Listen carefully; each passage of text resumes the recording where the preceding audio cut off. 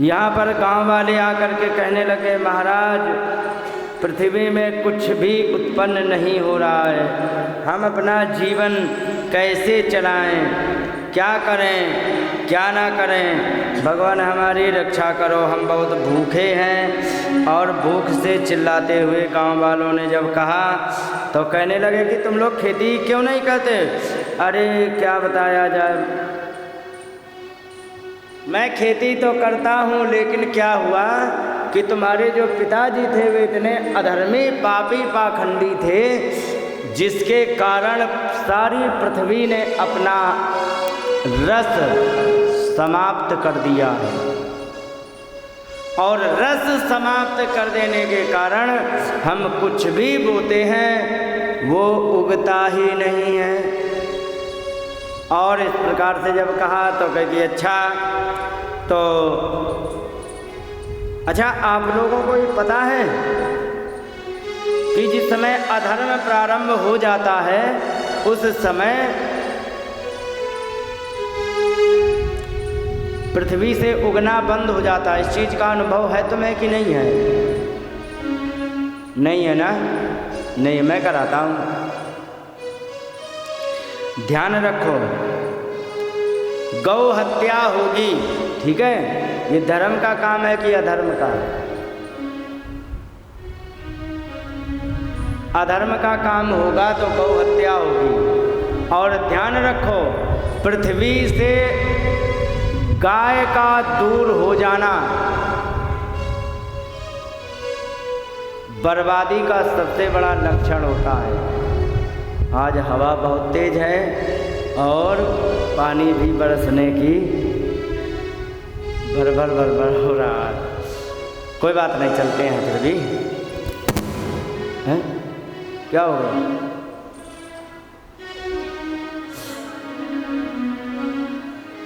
एक बात बताएं, जब भी धर्म समाप्त हो जाएगा तो अधर्म के सारे काम शुरू हो जाएंगे। अधर्म के काम में क्या होगा? ऐसे काम शुरू हो जाएंगे जो अपना पेट भरने के काम आएगा, दूसरे की मौत हो जाए तो कोई लेना देना नहीं है,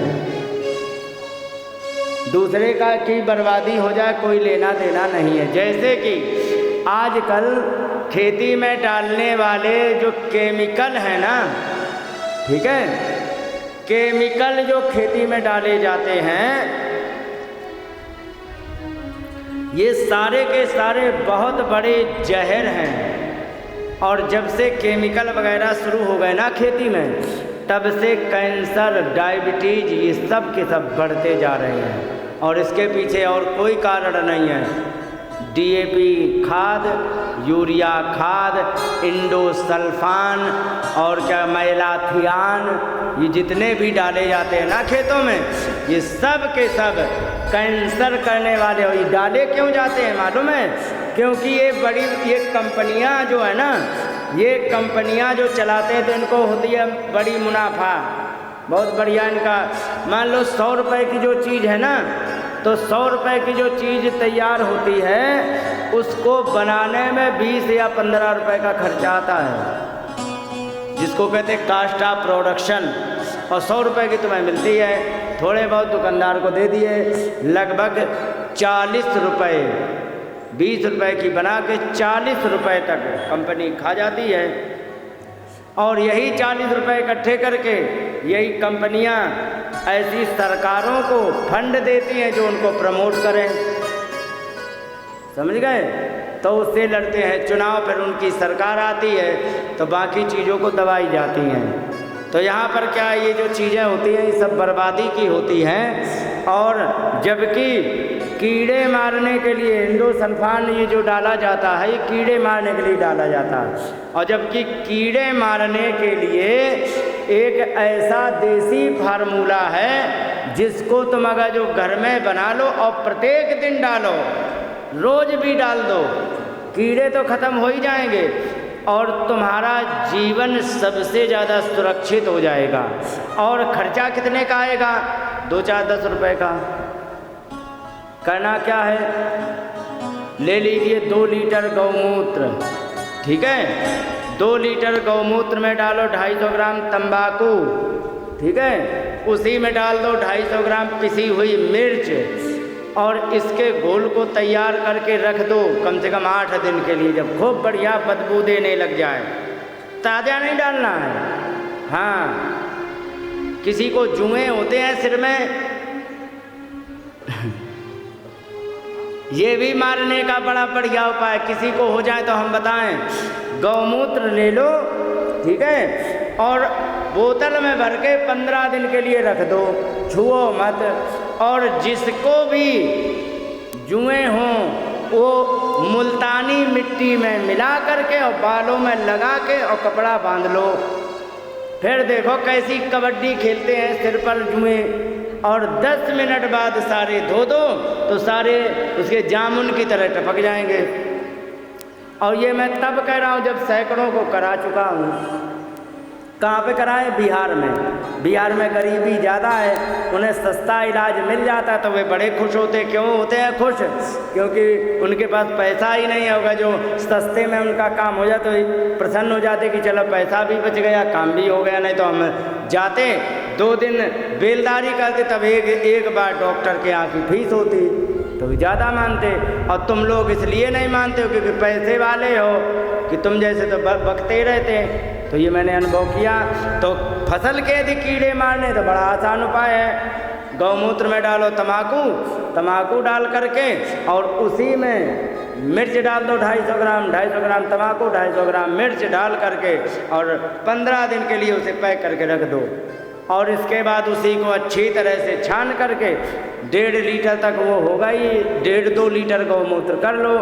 और इसके बाद उसको भर के पानी में छिड़क दो। जितने कीड़े हैं सब मर जाएंगे, सब मर जाएंगे। कुछ तो बदबू से भाग जाएंगे और कुछ मर जाए।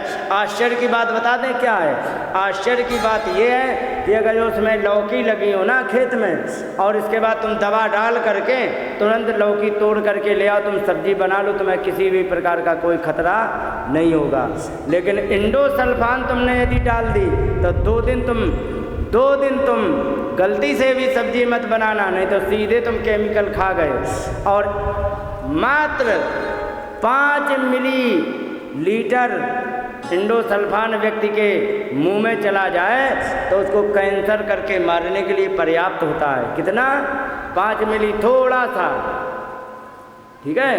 और ये ऐसा है कि इसमें कोई साइड इफेक्ट नहीं।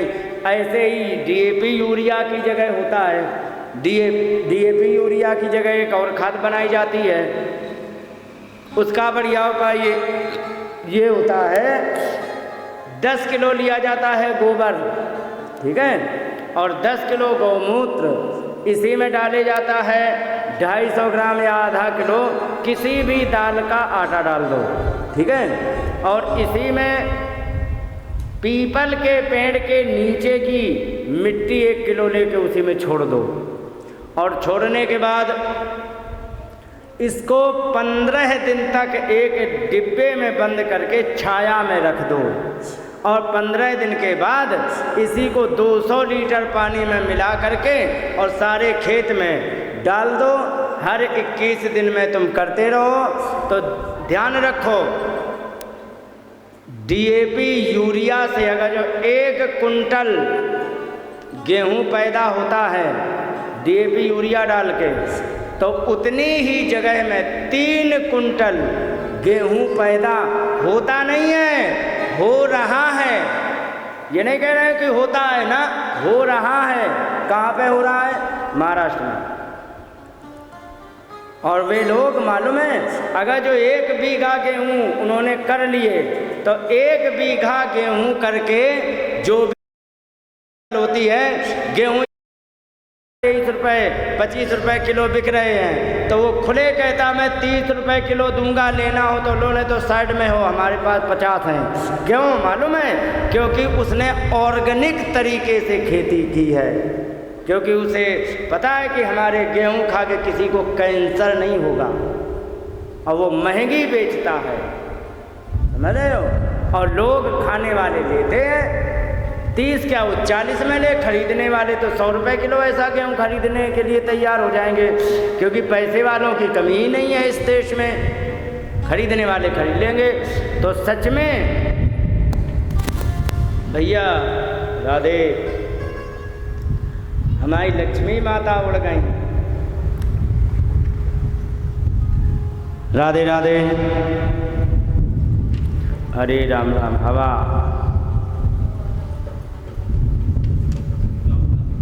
पानी बरसेगा उधर से। भैया पैसा सब चलेगा। और ये जो मैंने उपाय बताया है ना खेती का, इससे एक फ़ायदा और है। क्या कि ये जो डीएपी यूरिया डालते चले जा रहे हो ना, इससे क्या परेशानी हो रही है कि जो अच्छी भली जगह है ना, वो सब की सब ऊसर बनती जा रही है। समझ रहे हो? और अगर जो इसे डालना शुरू कर दो, ऊसर जानते हो? ऊसर भूमि नहीं जानते? ऊसर भूमि वो होती है जहाँ पर कुछ भी उगना बंद हो जाए। ठीक है, उसे ऊसर भूमि कहते हैं, हमारे यहाँ कहते हैं। तो ऊसर भूमि बढ़ती चली जा रही है। और अगर जो इस खाद का इस्तेमाल करने लग जाओ घर की बनाई, तो इसको ऊसर भूमि से 3 साल लगते रिकवर करने में। और 3 साल में जब रिकवर हो जाती है तब इसमें आमदनी बढ़ती है। जैसे कि तुम खाद डालते रहे तो उसके जितने जीव होते हैं, देखो कुछ जीव ऐसे होते हैं जो किसान को लाभ करते हैं। केंचुए देखे ना, पहले हमारे यहाँ मक्का वगैरह होती थी, तो मक्का में क्या होता था कि केंचुए घूमते रहते थे, तो उनको बचा के रखा जाता था जिससे कि केंचुए मरे ना, और ये क्योंकि ये किसान को लाभ करते। और जैसे ही तुमने खाद डाली, एक दाना केंचुए के ऊपर गया, वो मर गया तुरंत। समझ गए? तो इससे भूमि की उपज खत्म हो गई। दूसरा एक नुकसान ये हुआ कि केंचुए गहरे छेद करते हैं ज़मीन में। ठीक है, गहरे छेद करने के कारण जो पानी बरसता है वो सब का सब नीचे उतर जाता, और वही पानी साल भर काम आता फसलों के लिए। तुमने केंचुए तो मार डाले, छेद है नहीं, तो पानी बरसा बह करके नदी में गया, नदी से समुद्र में गया। तो इससे वाटर लेवल हर साल कम हो रहा कि नहीं हो रहा है? हो रहा ना? क्यों हो रहा कम? क्योंकि पानी एक तो नीचे जा नहीं रहा, दूसरी बात फसल को वो पानी ज़्यादा लग रहा है। समझ रहे हो? फसल को पानी ज़्यादा लग रहा, निकाला ज़्यादा जा रहा है और नीचे जा नहीं रहा बिल्कुल।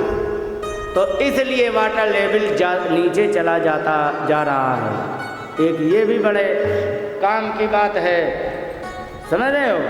तो अगर जो इस सिस्टम से तुम लोग लौट आओगे, तो जहाँ पर 100 रुपये का खर्चा आता है ना खेती करने में, तो वहाँ का खर्चा घट करके 20 रुपये हो जाएगा। ठीक है? और जहाँ पर 100 रुपये की फसल उत्पन्न होती है ना, तो पहले दिन में भले ही 90, पहले साल में भले ही 90 रुपये की हो, अगली साल में 150 की, और फिर उससे अगली साल में 300 की फसल प्रकट होगी। 100 रुपये का खर्चा कट के 20 रुपये हो जाएगा, और फसल वही 300 रुपये की प्रकट होगी। इतना बड़ा लाभ है इसमें। और ये चीज़ें पंजाब में और महाराष्ट्र में की जाने लग गई हैं, क्योंकि सबको पता लग गया है कि इन दवाइयों का क्या साइड इफ़ेक्ट है। तो ये चीज़ें हैं। तो ये अच्छा, ये पहले इसी प्रकार से खेती होती थी, ऐसा थोड़ी है कि आज़ादी के बाद खेती चालू हुई है। इसके पहले खेती नहीं होती थी। इसके पहले इतनी खेती होती थी कि भारत से पूरे विश्व में अनाज खाने के लिए जाता था, पूरे विश्व में, और हर एक सामान जाता था, हर चीज़ जाती थी। लेकिन आज ऐसा दुर्भाग्य आ गया कि भारत के ही वासियों को खाने के लिए इंपोर्ट करना पड़ रहा है। क्यों करना पड़ रहा? ये केवल और केवल अंग्रेजी दवाइयों का खेतों में इस्तेमाल करने का साइड इफ़ेक्ट है। समझ रहे हो?